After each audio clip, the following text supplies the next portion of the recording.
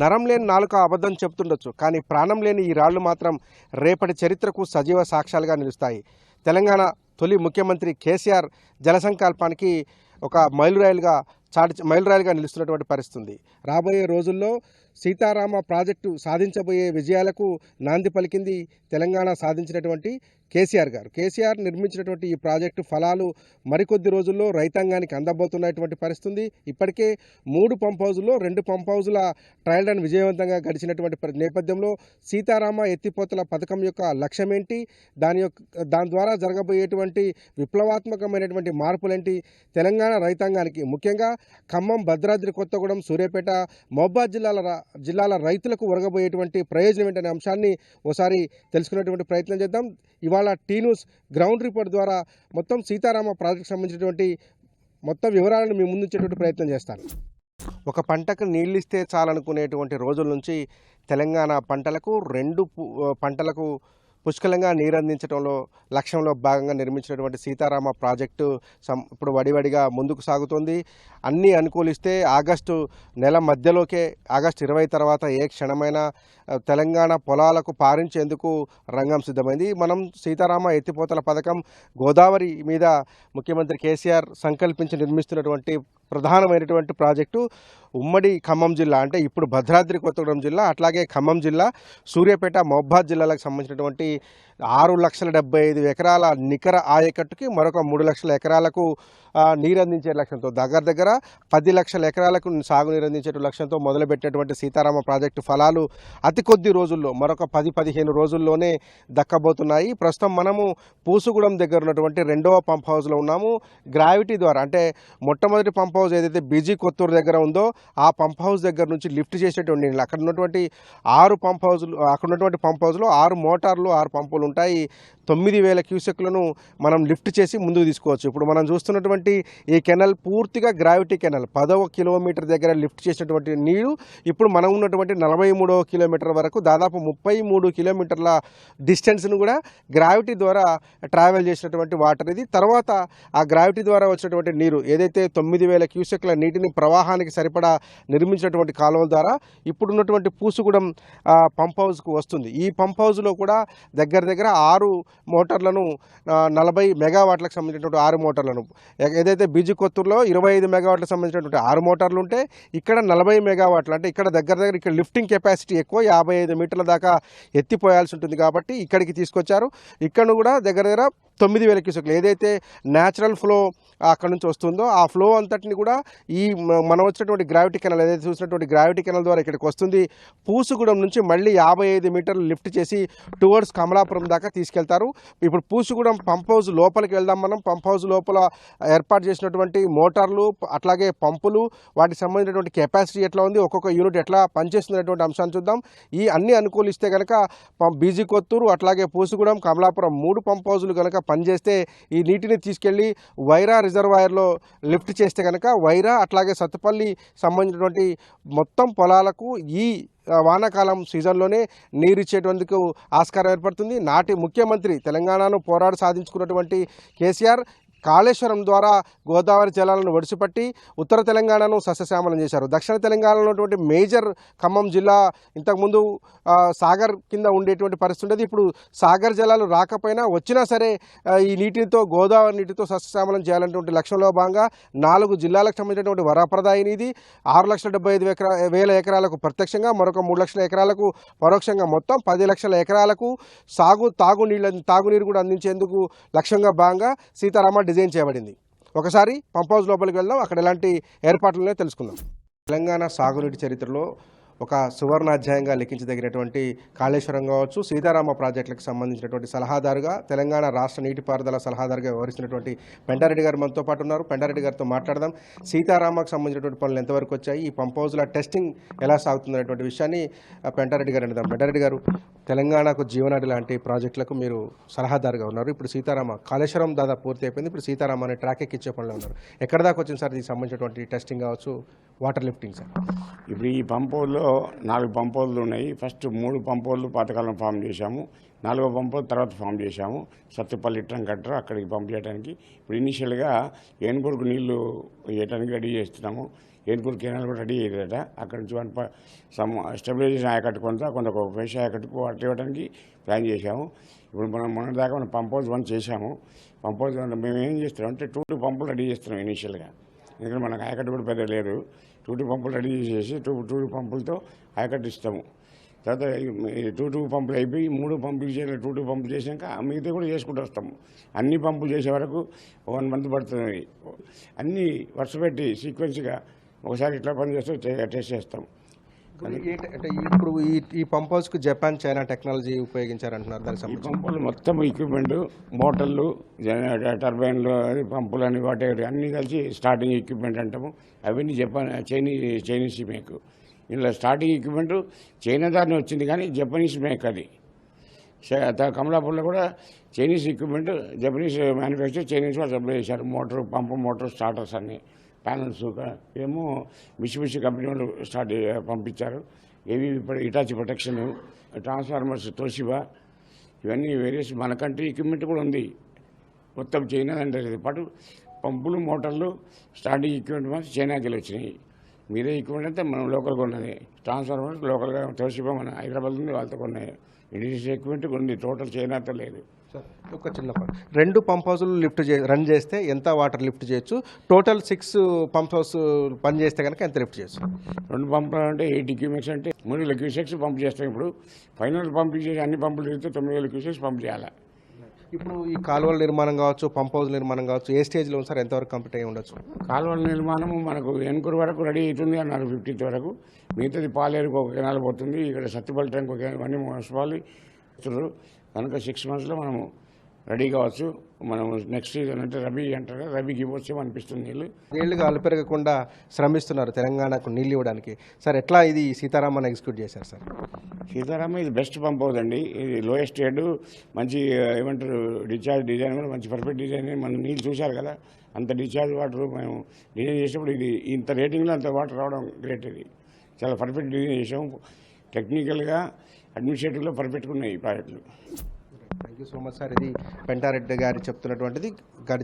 1 month లోపల, ఈ month లోపల మొదటి 2 పంపులను రెడీ చేసి వాటర్ 3000 క్యూసెక్లు ఇవ్వడానికి సిద్ధమవుతున్నామంటున్నారు. అట్లాగే 6 నెలల లోపలనే మొత్తం ప్రాజెక్టును కంప్లీట్ చేసి మొత్తం సీతారామ ద్వారా అవసరమైతే 9000 క్యూసెక్లు ఇచ్చేందుకు కూడా తాము సిద్ధంగా ఉన్నాం. మానవ మేధస్సుకు పదును పెట్టి లిఫ్ట్ ఇరిగేషన్ డిజైన్ చేసేటువంటి దాంట్లో భాగంగా మనం యూనిట్ 1 పూసుగూడెం సంబంధించినటువంటి 6 మోటార్లలో మొదటి యూనిట్ 1500 క్యూసెక్ల నీటిని లిఫ్ట్ చేయగలిగినటువంటి మొదటి యూనిట్లో ఉన్నాం. ఇది 40 మెగావాట్ల పవర్ కలిగినటువంటి పంప్ హౌస్. ఇక్కడ నుంచి ఈ ఒక్క మోటార్ కనుక కంటిన్యూస్గా రన్ అయితే కనుక 1500 క్యూసెక్కుల నీరు లిఫ్ట్ చేయొచ్చు.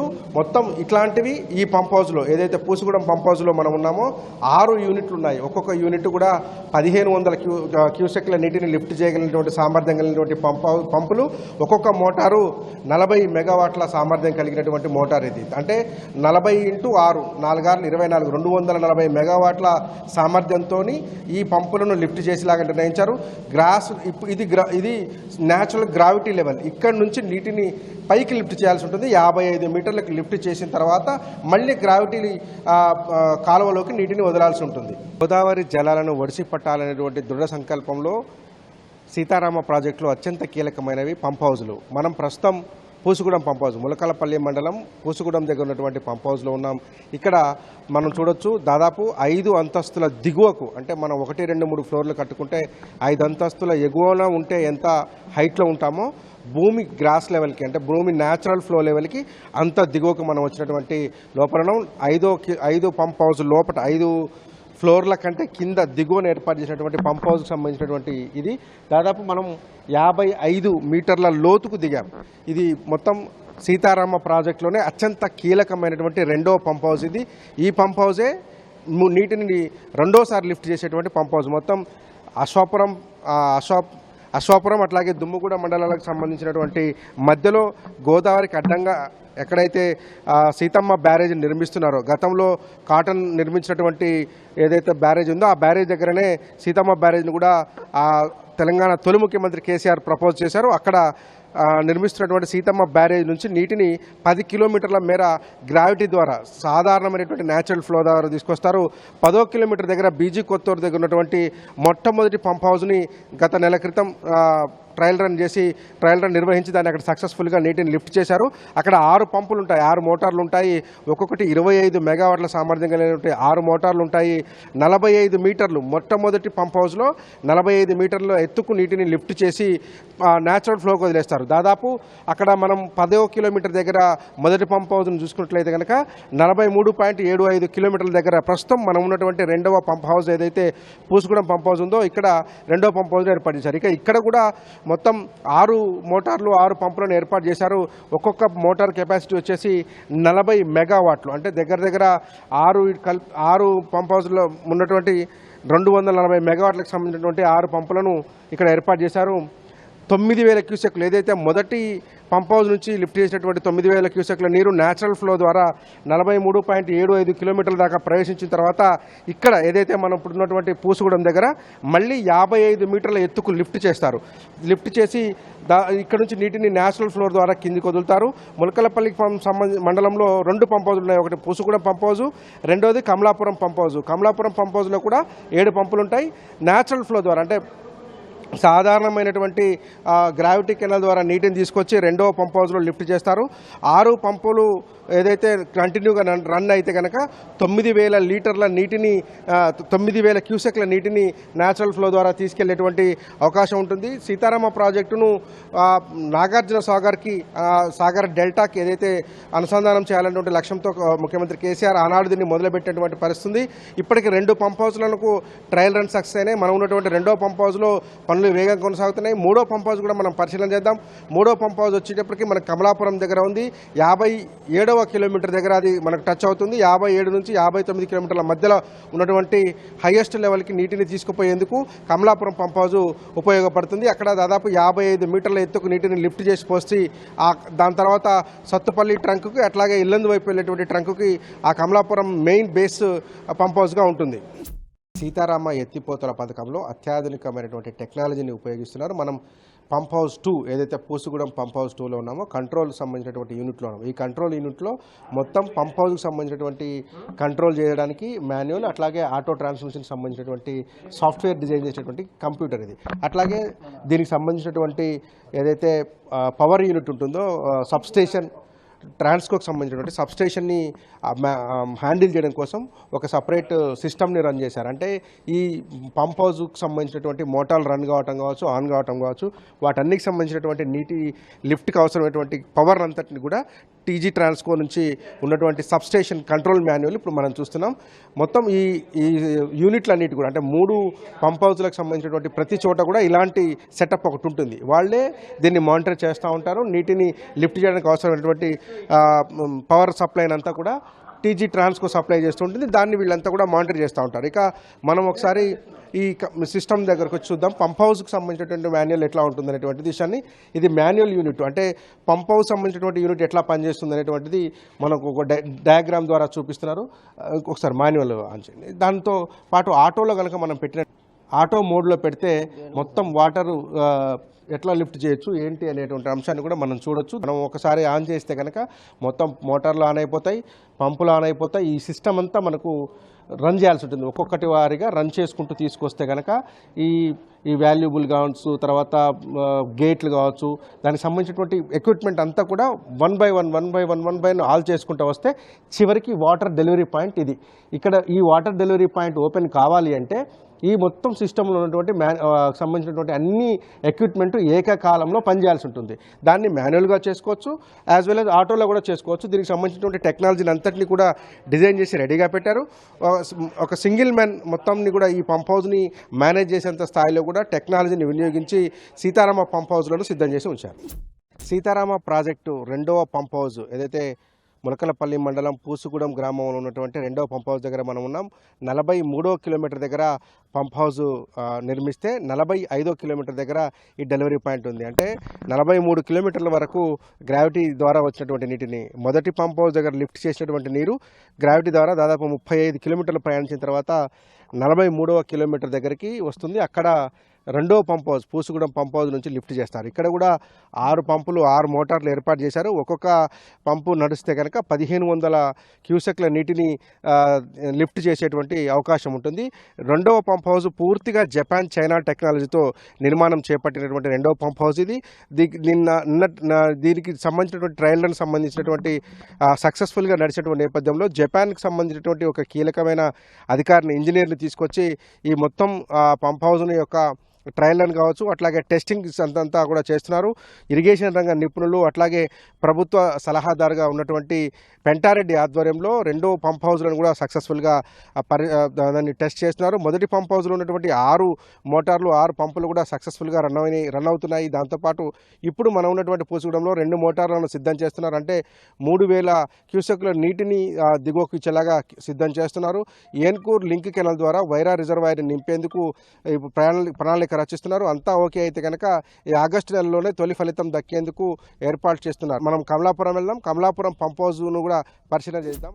సాగునీటి రంగ చరిత్రలో అద్భుతాన్ని ఆవిష్కరించేందుకు సీతారామ సిద్ధమవుతుంది. భద్రాద్రి కొత్తగూడెం జిల్లా అశ్వాపురం దుమ్ముగూడెం మధ్యలో ఉన్నటువంటి గోదావరి నది నుంచి నీటిని లిఫ్ట్ చేసి తెలంగాణ బీళ్లను సస్యశ్యామలం చేసేందుకు నిర్మించినటువంటి సీతారామ తొలి ఫలితం ఈ ఆగస్టు నెలలో రాబోతా ఉంది. ఇప్పటికే 2 పంప్ హౌజులలో ట్రయల్ రన్ సక్సెస్ఫుల్గా నిర్వహించినటువంటి పరిస్థితి. మనం ప్రస్తుతం 3వ పంప్ హౌజ్ ములకలపల్లి మండలం కమలాపురం దగ్గర ఉన్నటువంటి 3వ పంప్ హౌస్లో ఉన్నాం. ఇది అత్యంత కీలకమైనటువంటి పంప్ హౌస్. ఎందుకంటే ఈ పంప్ హౌస్ తర్వాత మొత్తం 2 రకాలుగా చీలిపోతుంది ప్రాజెక్టు. ఒకటి సత్తుపల్లి వైపు వెళ్ళేటువంటి ట్రంక్ ఈ కమలాపురం, మనం ఉన్నటువంటి 3వ పంప్ హౌస్ కమలాపురం 57వ కిలోమీటర్ దగ్గర నిర్మించారు. ఇక్కడ నుంచి 2 కిలోమీటర్ తర్వాత డెలివరీ పాయింట్ ఉంటుంది.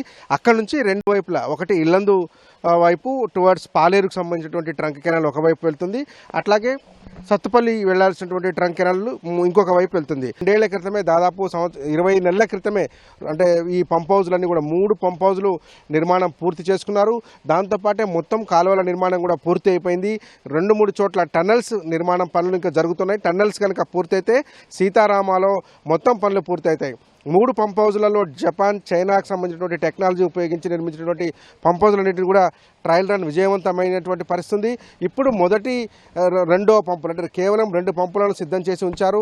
కమలాపురం తర్వాత ఈ వారం రోజుల లోపలనే ఈ కమలాపురం పంప్ హౌస్ను కూడా 2 పంపులను 2 మోటార్లను సిద్ధం చేసి తొలి నీటిని వైరా రిజర్వాయర్కు ఏన్కూరు నుంచి ఏదైతే ట్రంక్ కెనాల్ లింక్ కెనాల్ చేస్తున్నారో తద్వారా నీటిని తీసుకుపోయి వైరా రిజర్వాయర్లో నింపి అక్కడి నుంచి సత్తుపల్లి అట్లాగే వైరా నియోజకవర్గాలైనటువంటి సాగర్ ఆయకట్టును స్థిరీకరించబోతున్నారు.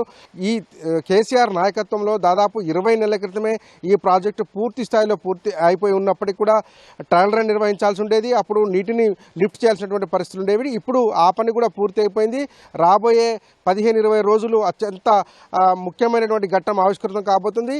గోదావరి కృష్ణా 2 సంగమం ద్వారా వైరా దగ్గర తొలి ఫలితం వచ్చి సత్తుపల్లి వైపు నీరు, గోదావరి నీరు సాగర్ కాలువ ద్వారా వెళ్ళేటువంటి పరిస్థితి నెలకొని ఉంది. సీతారామ ఎత్తిపోతల పథకంలో 3వ పంప్ హౌస్ అయినటువంటి కమలాపురం పంప్ హౌస్లో మనం ఉన్నాం. ఇది ములకలపల్లి మండలంలో ఉంటుంది. ఇక్కడ నుంచి 2 ట్రంకులుగా విడిపోయేటుంది. ఏదైతే సీతారామ మెయిన్ కెనాల్ 9000 క్యూసెక్ల నీటిని తీసుకొని వస్తూ ఉంటుందో అది 3వ పంప్ హౌస్. ఇక్కడ నుంచి దగ్గర మరొక 55 మీటర్లకు లిఫ్ట్ చేసేందుకు దీన్ని డిజైన్ చేశారు. ఇక్కడ 7 పంప్ హౌజ్లు, మొదటి 2 మన పంప్ హౌజ్లలో 6 పంపులు ఉంటే ఇది 3వ పంప్ హౌజు కమలాపురంలో మట్టుకు 7 పంపులు 7 మోటార్లు ఉంటాయి.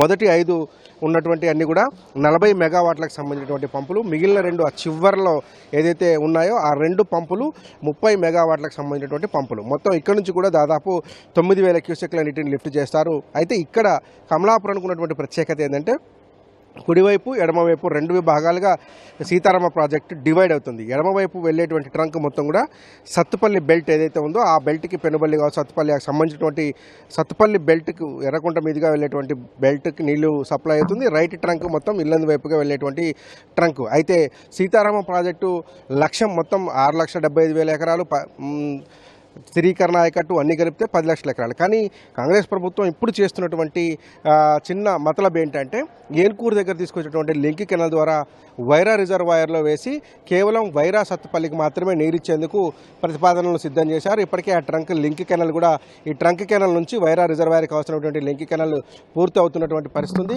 రేపో మాపో దానికి వాటర్ని లిఫ్ట్ చేసి 3000 క్యూసెక్ల వాటర్ని లిఫ్ట్ చేసి పొలాలకు నీళ్లు ఇవ్వబోతున్నారు. ఇంతటితో ఆపుతారా లేదంటే ఏదైతే కేసీఆర్ సంకల్పించినటువంటి 4 జిల్లాలను సస్యశ్యామలం చేసేటువంటి సూర్యాపేట, మహబూబాద్లో పాటు ఖమ్మం, భద్రాద్రి జిల్లాలకు సంబంధించినటువంటి మొత్తం ఆయకట్టును పారించేలాగా ఈ ప్రాజెక్టును పూర్తి చేస్తారనేది చూడాల్సింది. ఇందులో దాదాపుగా ఇప్పటికే చాలా పనులు పూర్తి అయిపోయినటువంటి ఉన్నాయి. కేవలం ట్రయల్ ఇప్పుడు మనం ఉన్నటువంటి కమలాపురంలో కూడా ఇప్పటికే డ్రై రన్ వేశారు. అన్ని మోటార్లు, పంపులను వాటర్ లేకుండా టెస్ట్ చేసి రెడీ పెట్టారు. వాటర్తో కనుక వెట్ రన్ వేసినట్లయితే కనుక ఈ పంపులను కూడా సిద్ధం చేయబోతున్నారు. రాబోయే రోజుల్లో వైరాకు సంబంధించినటువంటి రిజర్వాయర్ ద్వారా భద్రాద్రి, కొత్తగూడెం జిల్లాకు సంబంధించినటువంటి గోదావరమ్మ, ఖమ్మం జిల్లాకు వచ్చేటువంటి శుభగడియలు దగ్గర పడుతున్నాయి. మొత్తంగా గోదావరి, కృష్ణా నదుల అనుసంధానానికి సంబంధించినటువంటి ప్రక్రియలో భాగంగా తొలి ఘట్టం ఆగస్టు నెలలో ఆవిష్కృతం కాబడుతుంది. వైరా రిజర్వాయర్లోకి గోదావరి నీరు వచ్చి చేరిన వెంటనే ఈ రెండు సంగమం, గోదావరి కృష్ణ సంగమం వైరా దగ్గర జరగబోతోంది. తద్వారా సాగర్ ఆయకట్టుకి పుష్కలమైనటువంటి నీరు అందబోతోంది. ఇది సీతారామకు సంబంధించినటువంటి గ్రౌండ్ రిపోర్ట్. విడుదల నాగరాజ్తో కలిసి సాంబశివరావు, టీ న్యూస్, భద్రాద్రి కొత్తగూడెం జిల్లా నుంచి.